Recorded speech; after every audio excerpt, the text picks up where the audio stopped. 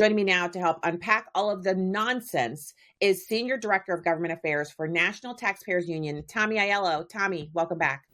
Hey, Stacy, thanks for having me. Okay, so what are your thoughts on Hakeem Jeffries basically saying that anything that happens in D.C., Republicans own it, Democrats have nothing to do with it?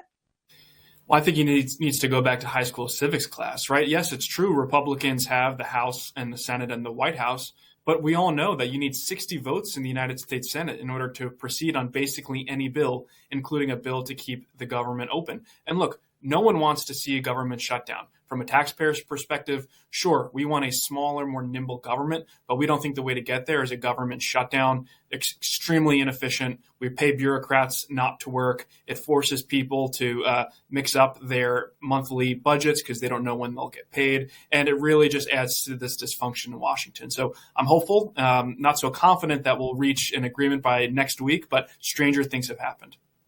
Yeah, stranger things have happened because of political pressure, but they're preempting the natural response of Americans by trying to tie their opposition to anything that the Republicans propose. They're trying to tie that, Tommy, to so-called cuts to Medicare. Yeah. Or Medicaid. Medicaid. They're saying, Medicaid. Yeah. Either way, their asks to keep the government open are unreasonable. And I'm really encouraged that President Trump posted today that he's going to cancel a meeting on Thursday with Leader Schumer and Leader Jeffries because their asks are unserious and unreasonable. They want to roll back many of the important provisions in the One Big Beautiful Bill Act. These are things like, work requirements for able-bodied adults on Medicaid, taking legals off the Medicaid rolls and making sure that people are not receiving health care in two different states.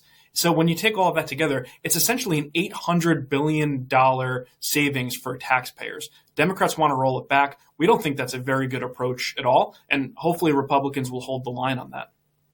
So, I have to tell you, I thought the Democrats would pick another hill with the cuts to this isn't an entitlement program. This is basically a welfare program. It's an aid program for people who, honestly, out of all the welfare programs we run, this is the one that we should all as Americans be the most comfortable with because it helps people who are disabled to access healthcare.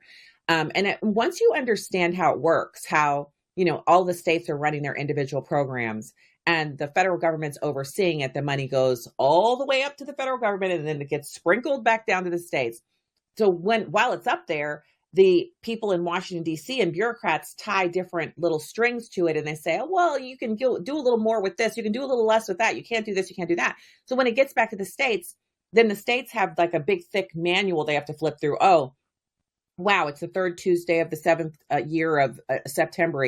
Well, now we're going to have to give you an extra bonus of $1,000, but we can't give that to you unless you run around in a circle 3 times and jump up and down, pat your stomach and your head. And then then you'll qualify for this, but not next week. So you got to get that today.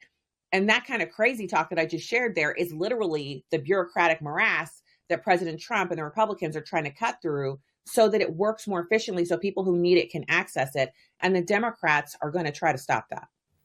That's exactly right. And look, what President Trump and the Republicans did with the One Big Beautiful Bill as it relates to Medicaid, it's about program integrity. It's making sure the people that actually genuinely need government-sponsored health care are able to get it when they're down on their knees, when they're out of a job. We want to have a social safety net for these people, and that's exactly what they have.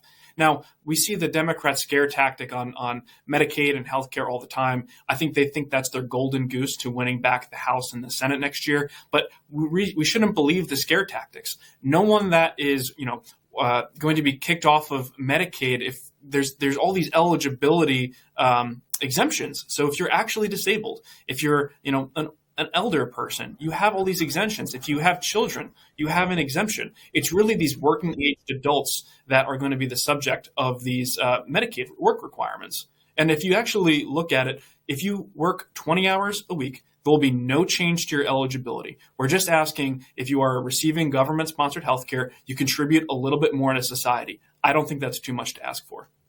Yeah. As someone who has 2 jobs, which I enjoy, and that was my choice. I had a choice to take 2 jobs. I have 2 jobs. I think it's comical that people would balk at 20 hours a week. I mean, it just shows you how low the bar is for people where they literally think to themselves, I don't have 20 hours in a week to work. They probably watch 20 hours of television a week. I mean, it's easy to do. You turn on the Netflix and just let it keep rolling. And before you know it, a whole evening has gone by. You might not have been watching it, but it's been going by. You're going to spend your time doing something. And those of us who work are spending our time working. And then when the tax bill comes, no one's giving me the option to say that's too much. So Yeah. they can say it's too much to work 20 hours, but I don't get to say that's too much money. Do you know what I would say?